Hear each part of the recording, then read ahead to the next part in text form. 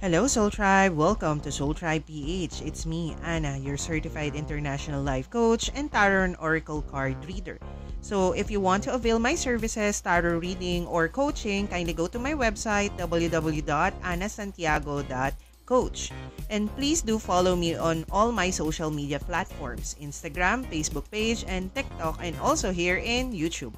Hello, Soul Tribe! Welcome back to my channel, Soul Tribe PH. It's me, Anna, your love and relationship mentor, intuitive life coach, and a tarot and oracle card reader. So for this particular video, we will be having your monthly zodiac sign reading for the month of September. This is for my dear Aries, Sun, Moon, Rising, Ascendant, Venus. For those who haven't generated yung natal birth chart nila, kindly go to the description section. I got there a link that can help you generate your natal birth chart. You just need your date of birth, time of birth, and also the exact location where you were born. And if you happen to have Aries as your rising/ascendant sign, then this is your reading. Kasi based on an article na nabasa ko, it's best for us to look into our rising/ascendant sign for accurate reading. So without further ado, my dear Aries, let's get you your angel number. Might be this or the angel number na nakikita mo recently. Angel, Spirit, Universe, Ancestors, kindly give me the angel number for my dear Aries, please. So we have here 12, 2, 2, and 3. So kindly go, wow, this is somewhat a mirroring number, ha.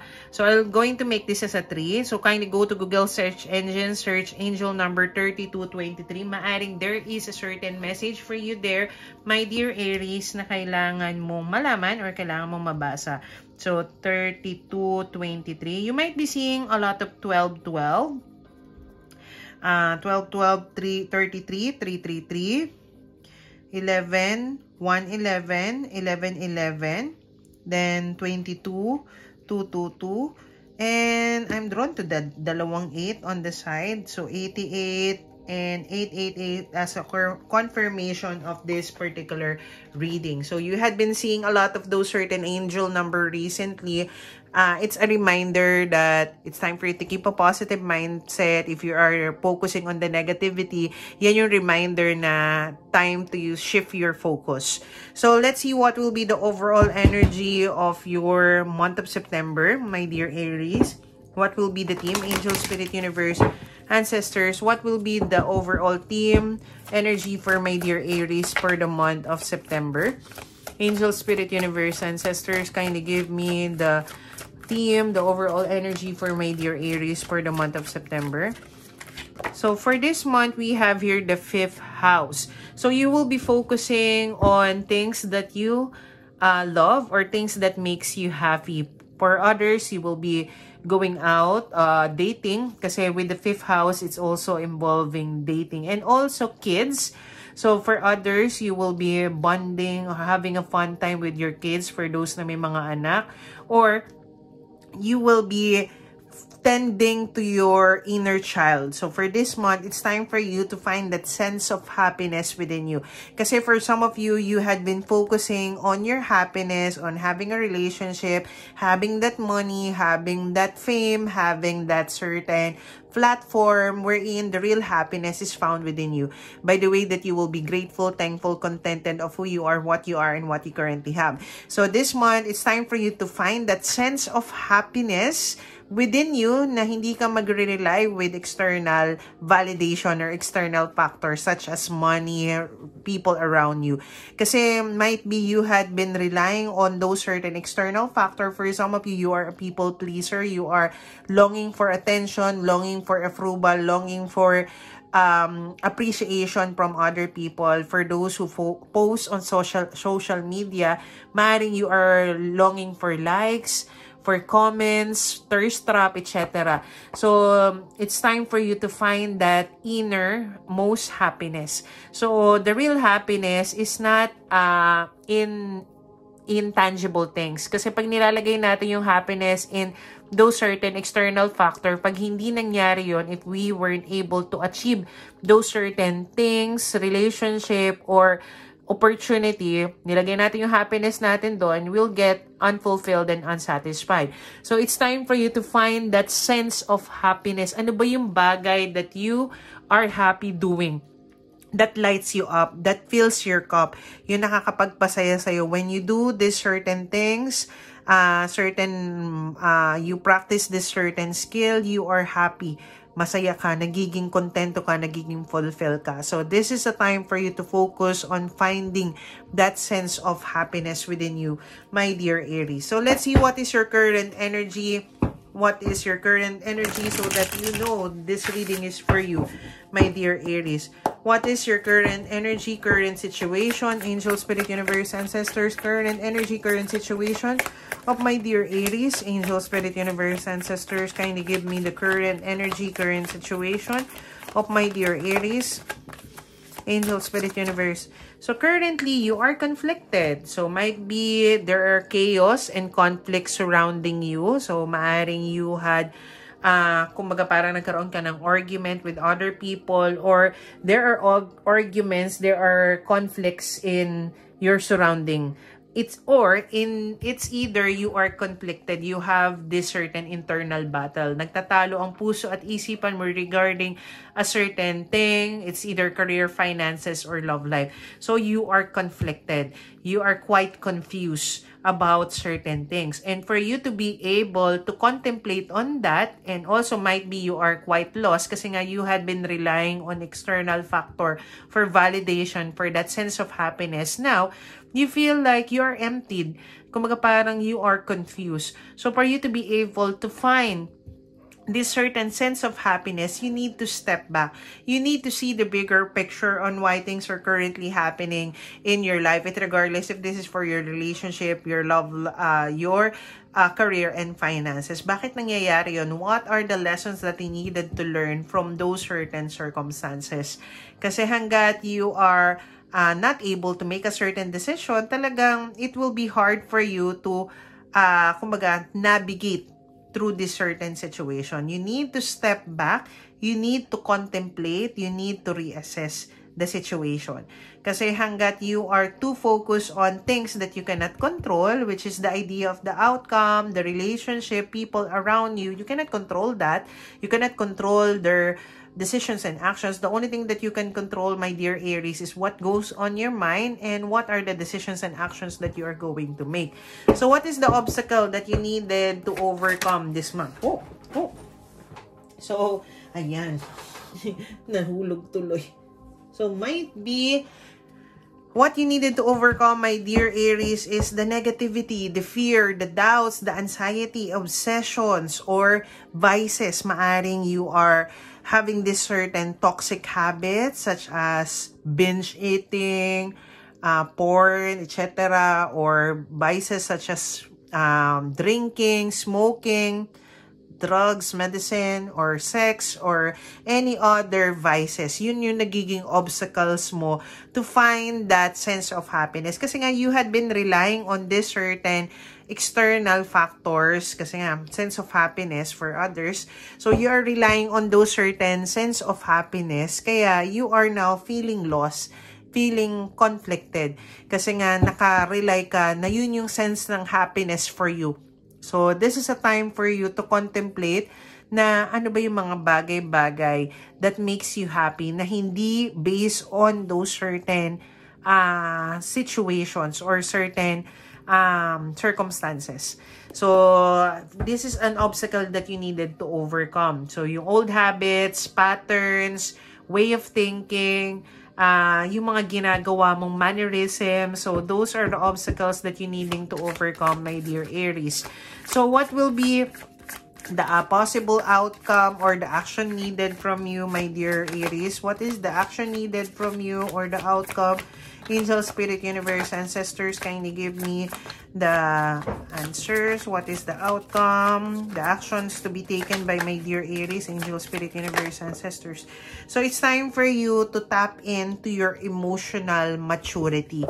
So, kumbaga parang be open and ready to receive sa kung ano man yung messages coming from the universe with the King of Cups. It's time for you to what do you call that? Nurture yourself, love yourself, and put yourself first.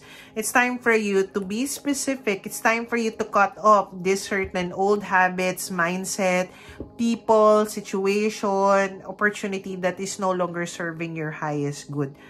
Kasi hanggat you are dwelling on this certain energy, you will not be achieving emotional maturity. And kumbaga parang magiging na openness, vulnerability. So another term for this one, you had to be open, you had to be vulnerable, you need to cut off those certain things, habits, pattern that is no longer serving your highest good, my dear Aries. Kasi hanggat you are stuck into this certain energy, you will not be moving forward in life. Okay, so let's see what is the energy, current energy of your career, your work life, your business life, your partnership. Angel, Spirit, Universe, Ancestors, what is the current energy for my dear Aries with their work life, business, finances? So we have here the Seven of Swords. Might be the reason why you are conflicted also kasi you are not seeing the returns of the efforts that you had given to a certain situation. So, hindi ka nakakakita ng fulfillment, hindi ka nakaka-receive ng appreciation, recognition, or reciprocation from a certain opportunity. Kaya you feel deceived, you feel betrayed by certain situation because you are quite confused about this certain situation. So, you don't see any reciprocation, response, or kumaga parang efforts being made. So, might be you had been giving too much in the certain situation na nag-i-expect ka in return. And that is the reason why you are dwelling now into your negative habits, mindset. Kasi nga, you felt betrayed by certain situation. So, instead of trying to have that certain expectation on certain things, relationship, opportunity, it's time for you to be open and ready for the different possibilities on the horizon. Kasi in reality, my dear Aries, it's not the obligation of people around you to love you, to respect you, to value you. It's your obligation to yourself. So kung ano man yung makukuha mong opportunity, respect, value, acceptance from other people, it's only an additional in your life. So, don't make it the basis of your value and your worth as a certain individual. So, what will be the possible future outcome for your career, your finances, your work life, my dear Aries? Angel Spirit.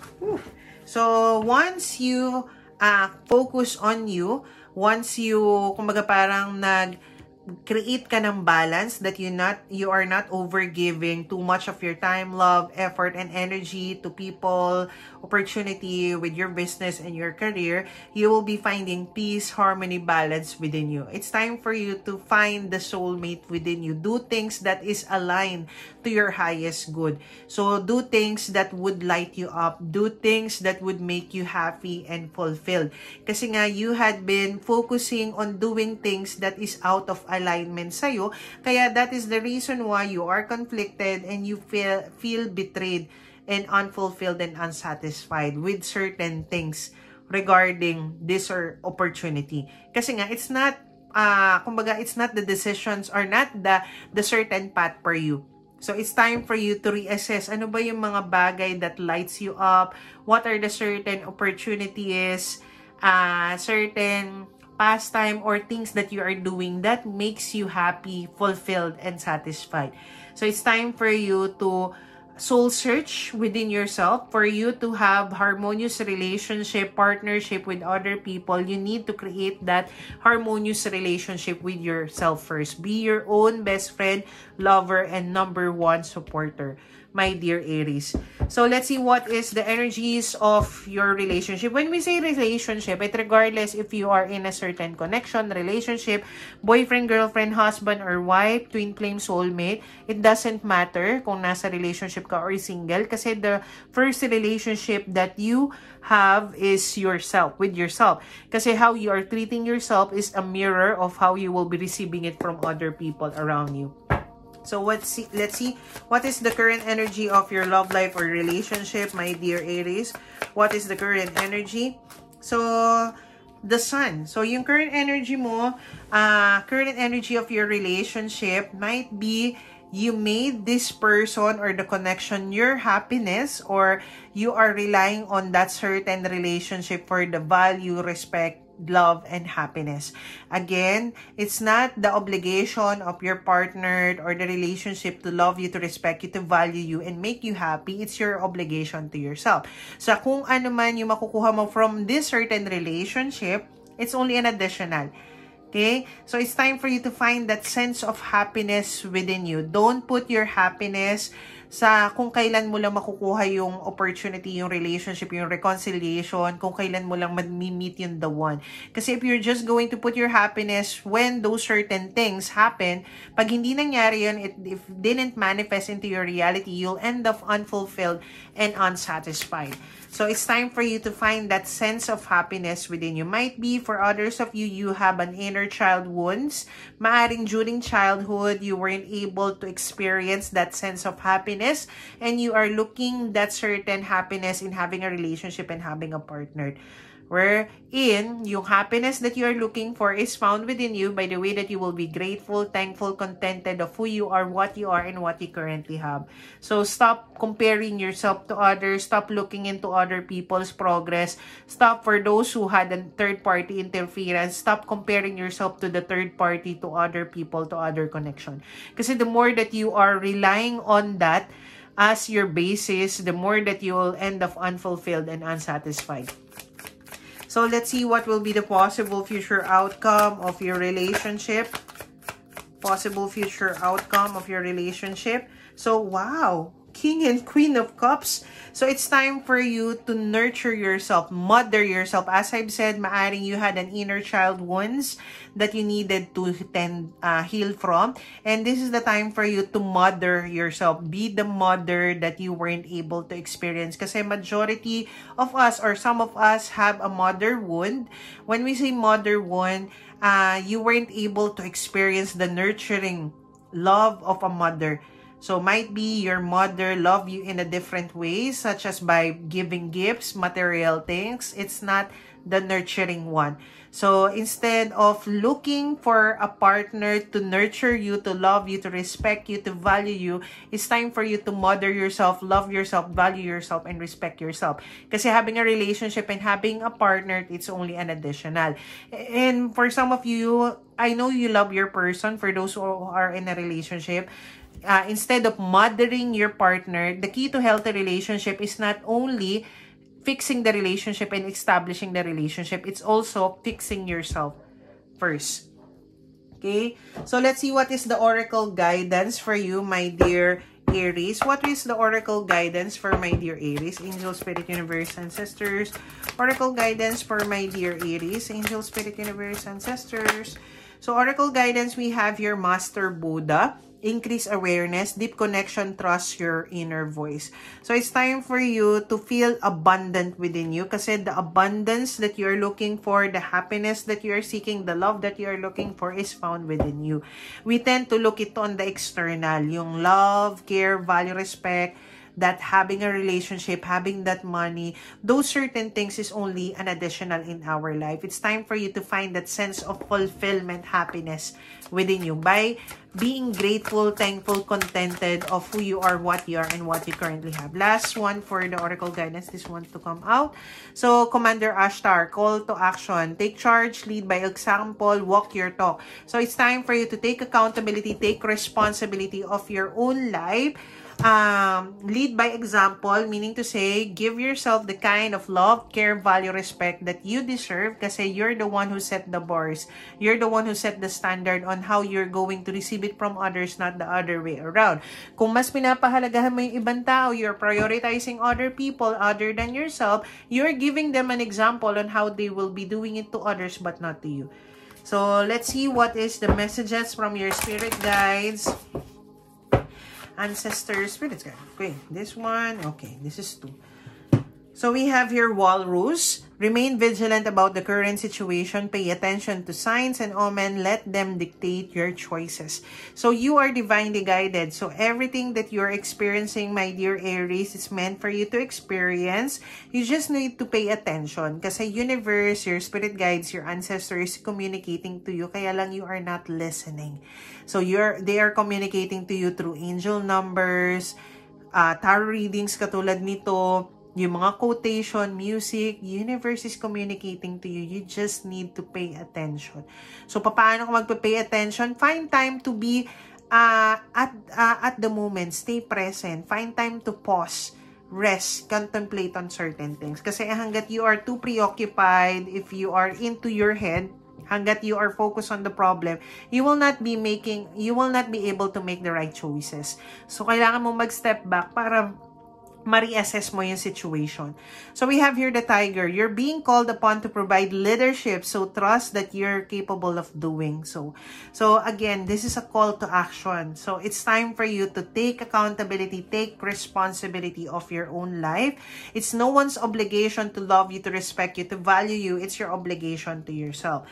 So, again, kung ano man yung matatanggap mo from other people na love, care, value, respect, it's only an additional in your life. It's not the basis of your value and your worth as a person. And don't rely for external validation, external happiness. Kasi if you're just going to put your happiness based on that, pag hindi na na-provide yung kung ano man yung gusto mong mangyari, you'll end up unfulfilled and unsatisfied. So let's see what is your angel messages, my dear Aries. Angel messages for my dear Aries. We have here 666. I am centered. A wake-up call for you to re-examine your current situation and change the direction of your thoughts so you can raise your vibration to a more positive frequency. As I've said, so everything that you're experiencing, it's triggering you to reassess the situation kasi nga you're conflicted. And for you to make a certain decision para karoon ng clarity, kailangan mong mag-step back. You need to reassess the situation. Ano ba yung kailangan mong gawin? What are the things that you needed to focus on? What are the things that I need to learn from this certain situation? Kasi if you are getting triggered by a certain situation, particularly for your career, your finances, or your love life, meaning to say, meron siyang itinuturo sa'yo. You had to pay attention on the signs. What is the lesson that you needed to learn from this certain cycle, from this certain situation? Let's see what is your affirmation, my dear Aries. Affirmation for my dear Aries, please.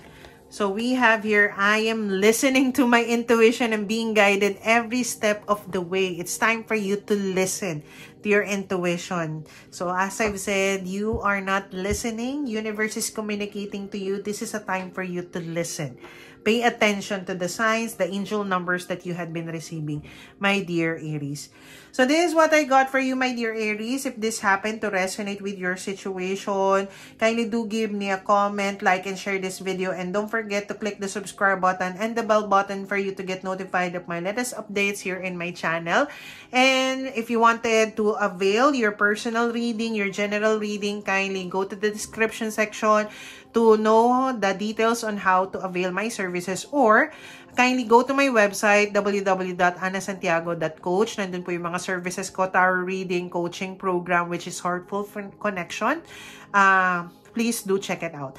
This is what I got for you, my dear Aries. Sending you much love and light. Bye-bye.